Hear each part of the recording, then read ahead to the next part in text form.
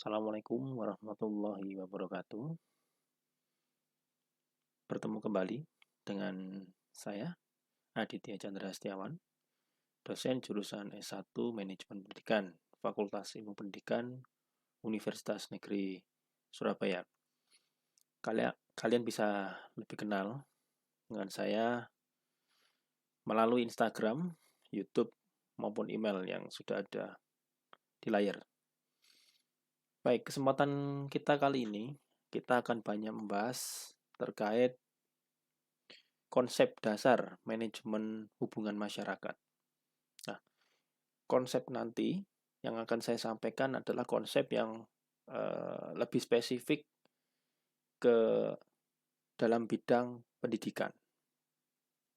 Sehingga nanti akan banyak sekali contoh-contoh bagaimana implementasi humas ya di dalam dunia pendidikan. Baik, kita mulai saja. Ada beberapa sumber bacaan yang saya gunakan di sini. Ada 5 ya. Dari Gottlieb, dari Davis, dari Carl, dari Gorton, dan Leslie. Bisa diakses dan juga bisa dipelajari agar menambah wawasan kita terkait bagaimana konsep dasar manajemen humas. Baik, yang pertama tentunya akan ada satu pertanyaan yang menarik di sini. Mengapa saling membutuhkan antara kedua hal ini, antara sekolah dan juga masyarakat? Ya, tentunya kalau kita bisa melihat sekolah itu sendiri tidak akan pernah bisa berjalan efektif dan juga akan tidak pernah ada tanpa ada keterlibatan dari masyarakat atau peran serta dari masyarakat. Nah, karena apa? Masyarakat di sini posisinya sebagai raw input, sebagai masukan ya dari sekolah itu sendiri. Baik itu dari sisi siswanya, atau dari sisi tenaga kependidikannya, atau dari sisi gurunya atau pendidiknya, atau dari sisi pemimpinnya.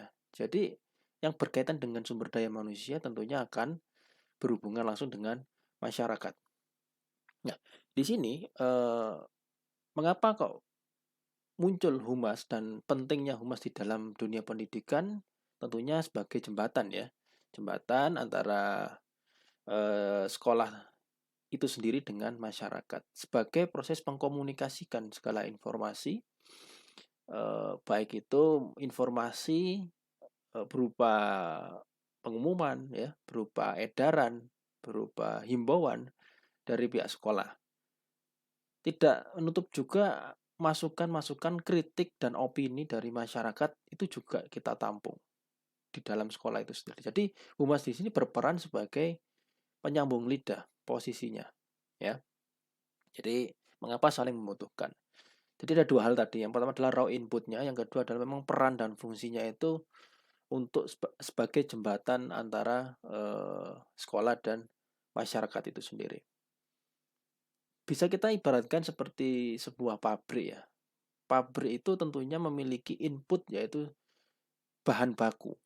Nah, bahan baku di sini tentunya akan diolah sedemikian rupa disesuaikan dengan produk apa yang ingin dipasarkan atau sesuai dengan kebutuhan pasar.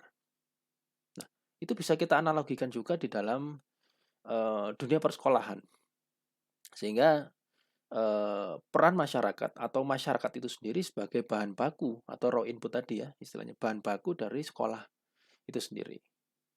Bisa kita ketahui di dalam Undang-Undang Republik Indonesia nomor 20 tahun 2003 tentang Sistem Pendidikan Nasional, tentunya sistem tersebut tidak akan berjalan secara efektif atau berjalan dengan baik tanpa adanya beberapa komponen-komponen di dalamnya. Salah satunya adalah komponen peserta didik. Ya, atau komponen dari sumber daya manusia itu sendiri, baik itu peserta didik atau pendidik dan tenaga kependidikannya. Semuanya itu berasal dari masyarakat. Nah, sehingga bahan baku tersebut jika memang tidak ada, tentunya eh, proses persekolahan itu tidak akan berjalan dengan baik dan tidak akan terjadi proses tersebut. Karena suatu sistem tentunya berasal dari beberapa komponen yang saling menyatu yang berproses menuju tujuan tertentu. Sama halnya dengan sekolah, ketika tadi dikatakan masyarakat itu sebagai bahan baku, tentunya sekolah di sini sebagai pabriknya tadi.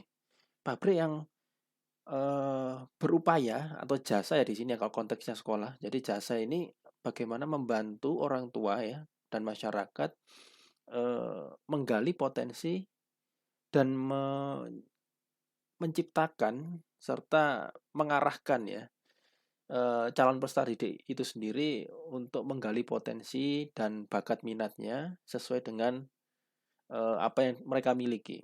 Tentunya di sini banyak sekali hal-hal yang bisa dilakukan di dalam persekolahan. Tidak hanya dari pelajaran, namun ekstrakurikuler. Tidak hanya kurikuler maksud saya, tapi banyak sekali intrakurikuler dan ekstrakurikuler.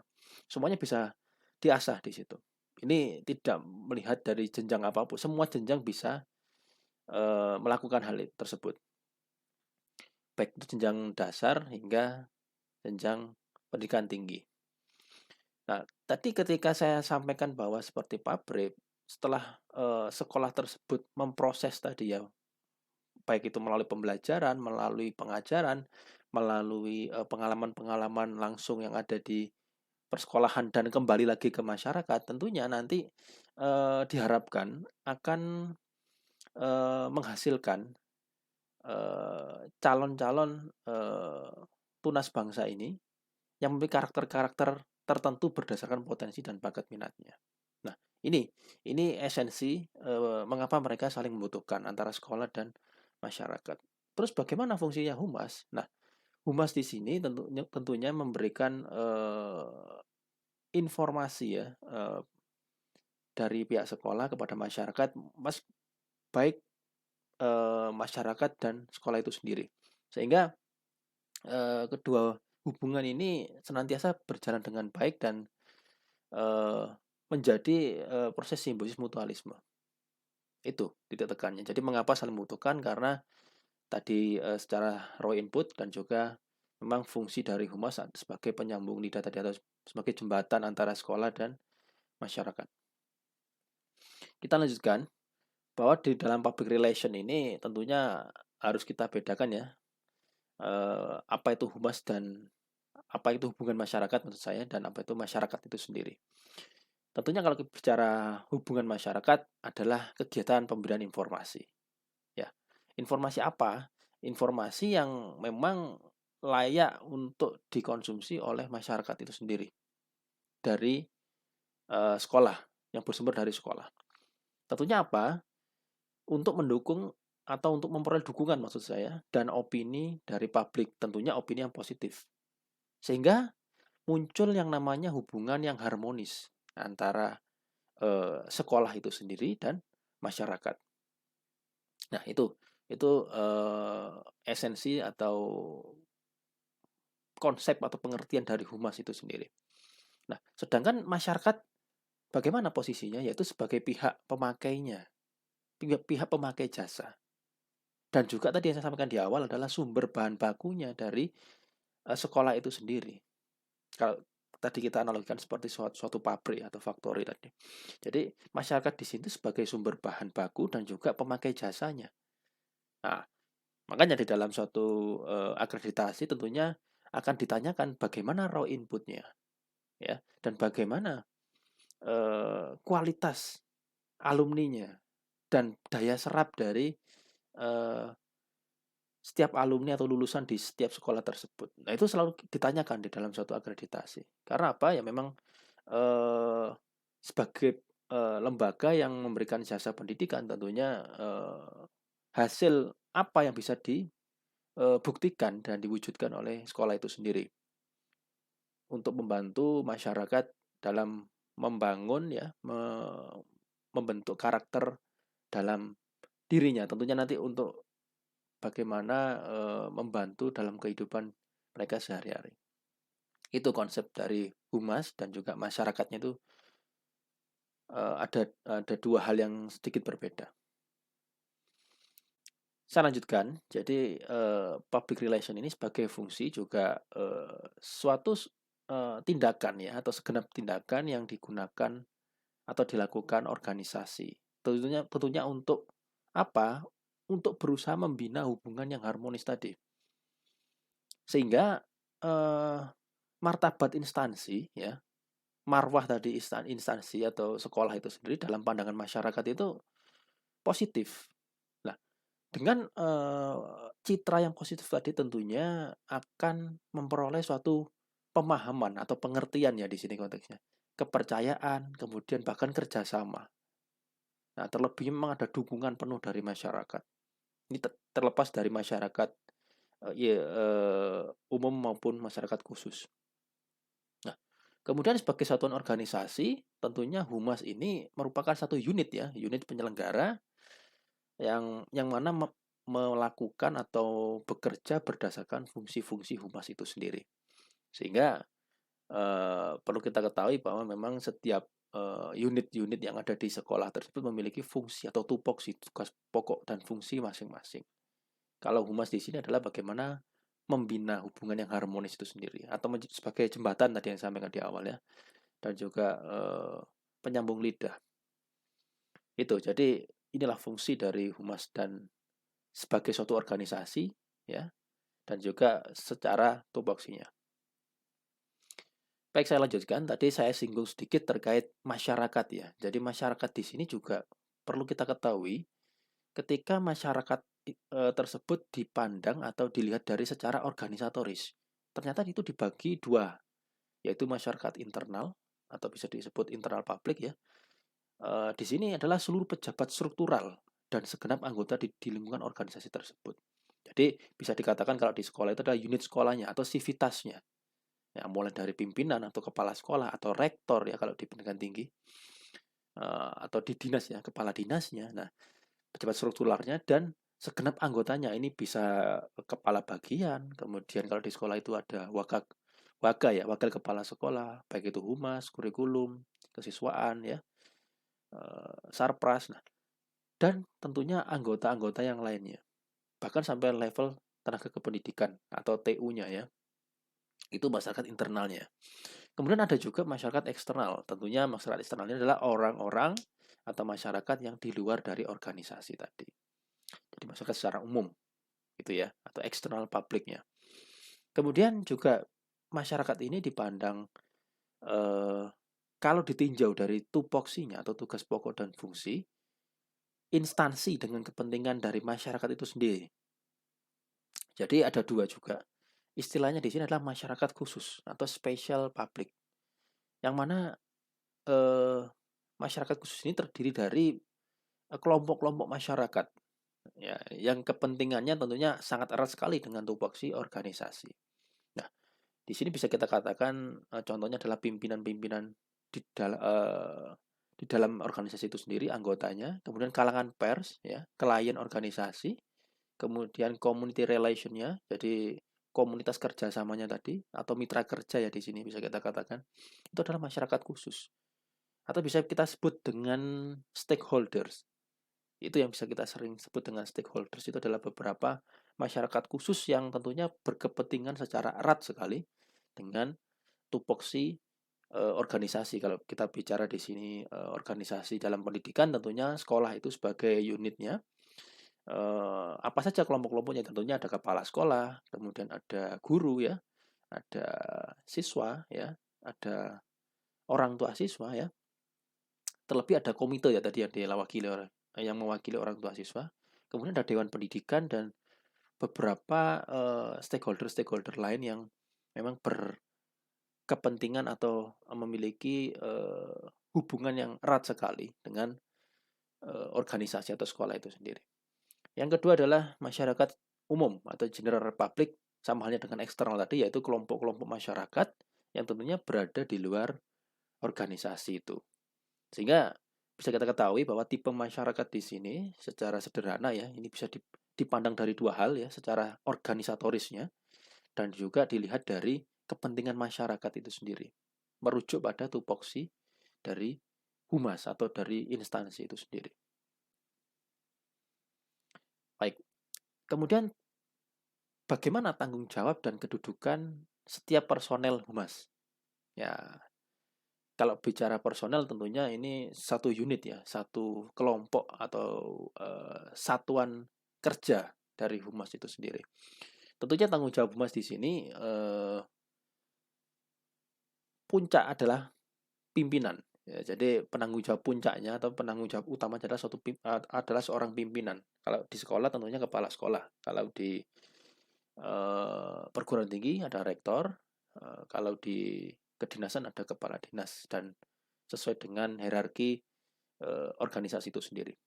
Kemudian unit sebagai pelaksana teknisnya tentunya ya, dan harus dibina oleh pimpinan itu sendiri dalam tanggung jawab dan pembinaan dari pimpinan itu sendiri. Jadi itu tanggung jawab humas. Tentunya selain itu menjadi penunjang keberhasilan pelaksanaan tupoksi organisasi. Itu yang lebih utama ya. Dan kebijakan pimpinan di dalam organisasi. Jadi humas di sini juga berfungsi ya atau memiliki tugas juga menunjang keberhasilan pelaksanaan program-program sekolah seperti itu ya. Jadi meskipun itu program dari saya contohkan mungkin program dari Waka Kurikulum. Nah, namun dalam penyampaiannya, dalam sosialisasinya, dalam apa namanya pendekatannya itu semuanya melalui Waka Humas atau melalui humas itu sendiri. Sehingga akan ada suatu apa ya susunan alur ya, alur informasi itu akan berjalan dengan baik karena ada prosedur dan apa namanya tata acara atau protokoler lah bisa kita katakan bagaimana informasi tersebut bisa dikonsumsi oleh masyarakat. Nah, kemudian kedudukan unit atau pejabat humas itu sendiri tadi hampir sama ya sebagai pembantu pimpinan atau di bawah pimpinan organisasi itu sendiri atau di bawah kepimpinan dari kepala sekolah, rektor atau kepala dinas itu sendiri. Nah, sehingga unit atau pejabat humas itu harus sedekat mungkin dengan pimpinan. Nah, dekat di sini maksudnya adalah untuk menyampaikan informasi dan baik itu untuk masyarakat atau dari masyarakat ke sekolah ya. Jadi dekat di sini konteksnya adalah sebagai penyambung lidah tadi. Ya. Agar unit benar-benar memahami kebijakan organisasi atau pimpinan itu sendiri. Sehingga pemberian informasi akan berjalan dengan baik dan sesuai kebijakan yang ditetapkan oleh pimpinan itu sendiri. Nah, sehingga tidak akan terjadi yang namanya ketidaktuntasan informasi. Nah, ini menjadi kendala ketika di dalam proses humas. Jadi ada ketidaktuntasan di dalam penyampaian informasi. Terkadang begini, saya contohkan,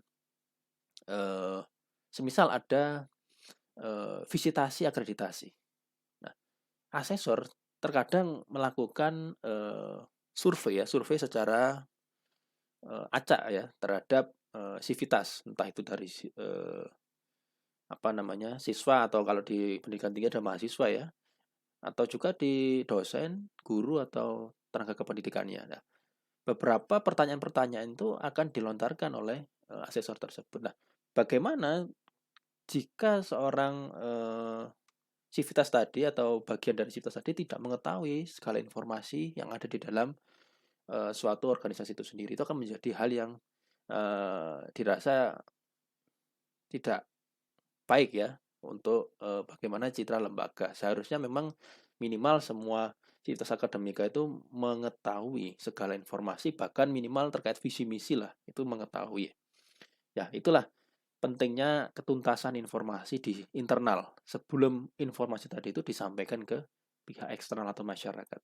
Sehingga ketika dimanapun itu sivitas berada, ketika ada masyarakat luar menanyakan terkait unit atau program-program yang ada di dalam sekolah tersebut, tentunya tidak akan susah dalam menjawab dan juga menjelaskan. Seperti itu ya. Kemudian di dalam humas ini juga ada asas-asas ya yang perlu kita ketahui. Yang pertama adalah asas pemberitahuan dan objektif. Nah, tadi yang saya sampaikan bahwa harus benar-benar seobjektif mungkin, tidak boleh memihak. Ya meskipun posisi kita ada di sekolah ya atau bagian dari unit sekolah, tapi kita harus proporsional di situ. Jadi info yang diberikan oleh humas adalah info resmi atau officially lah. Itu sudah dikatakan resmi dari sekolah.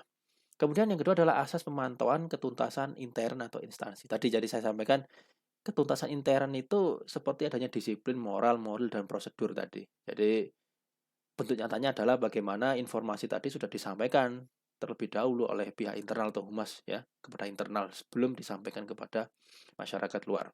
Kemudian asas pertimbangan dan pengusahaan dukungan masyarakat dan penyadaran masyarakat ya akan manfaat humas atau mungkin bisa dikatakan manfaat program-program yang ada di sekolah atau organisasi tadi.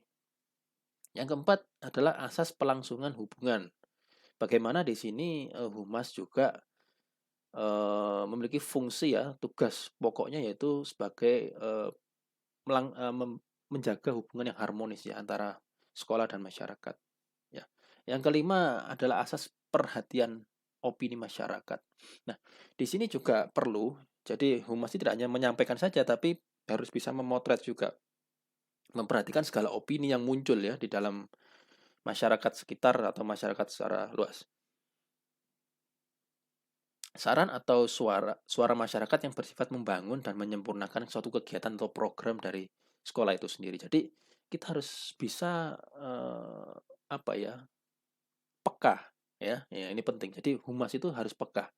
Personil humas itu minimal syaratnya harus peka. Jadi peka di sini adalah peka terhadap lingkungan sekitar, khususnya informasi-informasi yang ada.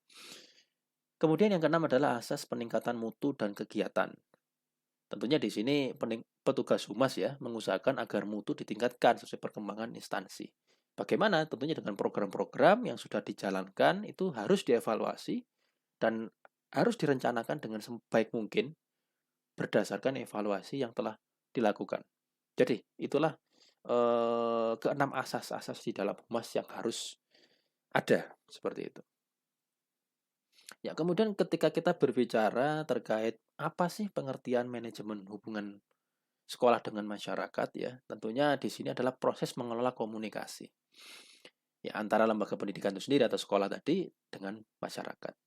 Nah, tentunya dari kegiatan yang namanya perencanaan ya, jadi perencanaan program dalam humas atau perencanaan konsepnya humas itu bagaimana sampai pada pengendalian atau pengawasan terhadap proses serta hasilnya. Itu penting sekali.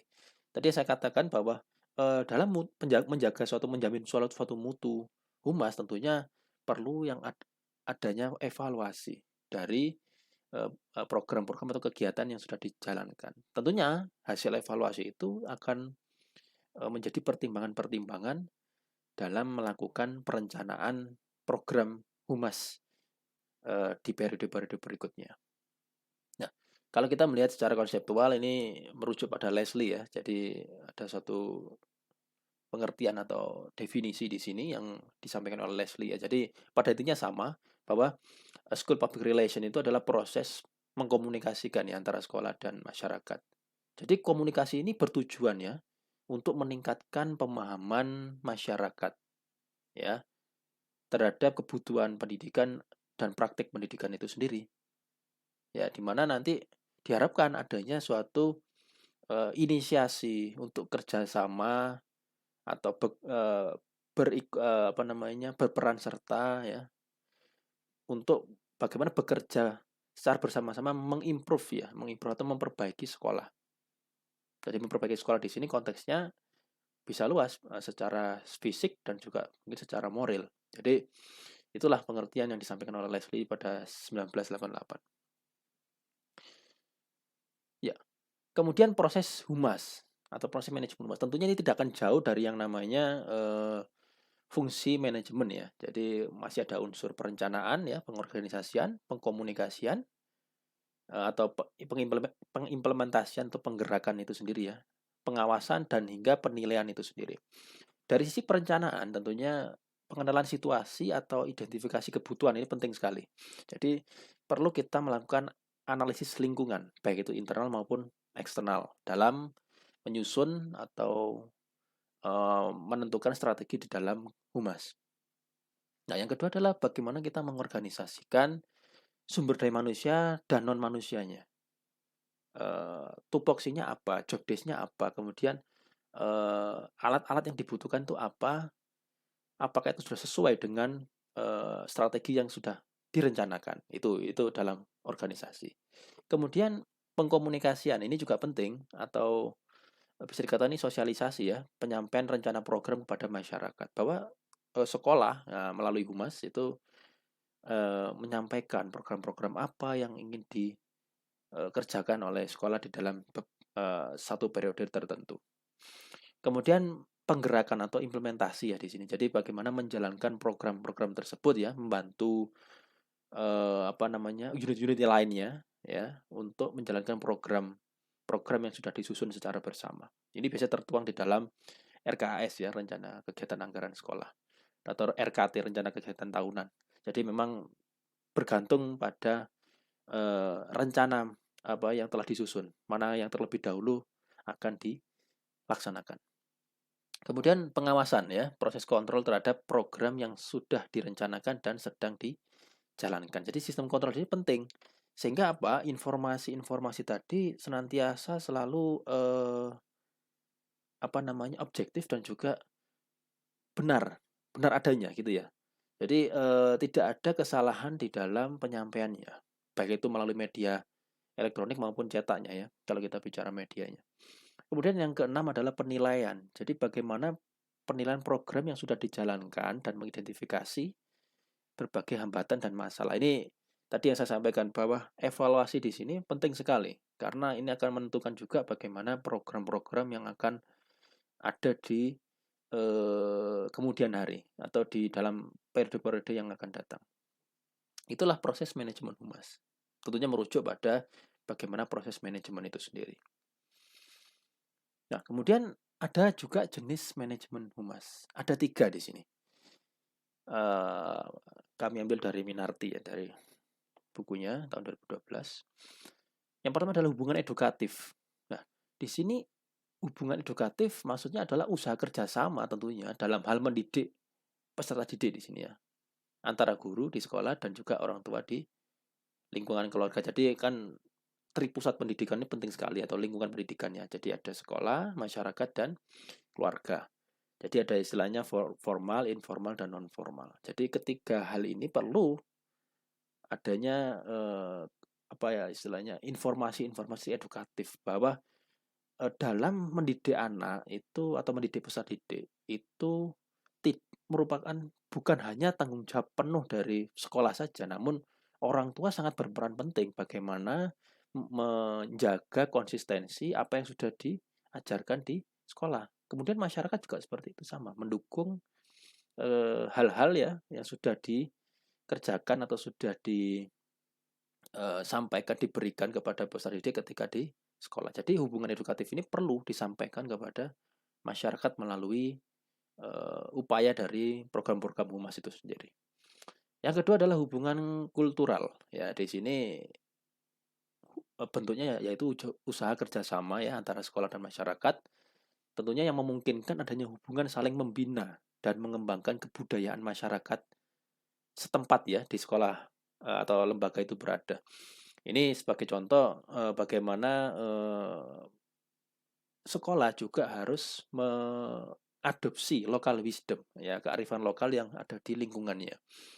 Jadi semisal ketika sekolah tersebut di dalam satu lingkungan yang lebih kental budayanya, semisal saya contohkan ada di salah satu daerah ya, di Banyuwangi lah katakanlah, itu ada desa wisata Kemiren itu ya. Bagaimana desa Using itu tentunya bahasa Using itu harus bisa masuk di dalam konten minimal kurikulum atau ekstrakurikulernya ya, atau beberapa kegiatan-kegiatan kebudayaan masyarakat setempat itu bisa diajarkan ya, atau bisa dilestarikan melalui program-program sekolah itu sendiri. Nah, jadi di sini humas juga penting menyampaikan hal tersebut, bahwa sekolah ini tidak tertutup untuk hal-hal tersebut. Kemudian yang ketiga, hubungan institusional. Ini yang sering terjadi ya dengan dunia usaha dan dunia industri tentunya.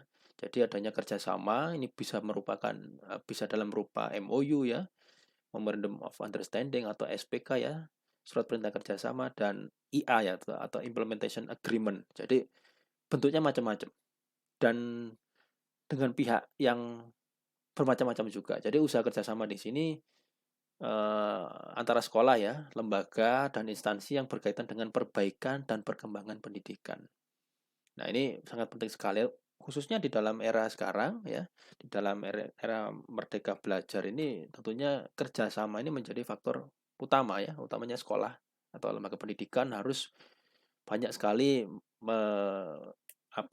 memulai hubungan ya, kerjasama dengan instansi atau lembaga-lembaga yang spesifik dengan karakter tentunya eh, menyesuaikan karakteristik dari sekolah itu sendiri. Yang tujuannya apa? Adalah memperbaiki dan mengembangkan pendidikan itu sendiri. Nah, itulah jenis manajemen humas ada 3. Ya, mungkin ini dulu di dalam part pertama kita. Nanti akan kita sambung lagi di dalam ke part kedua ya. Kita akan banyak membahas lagi terkait apa sih konsep dasar dari manajemen humas. Mungkin itu dari saya. Kita akan lanjut di part yang kedua. Terima kasih.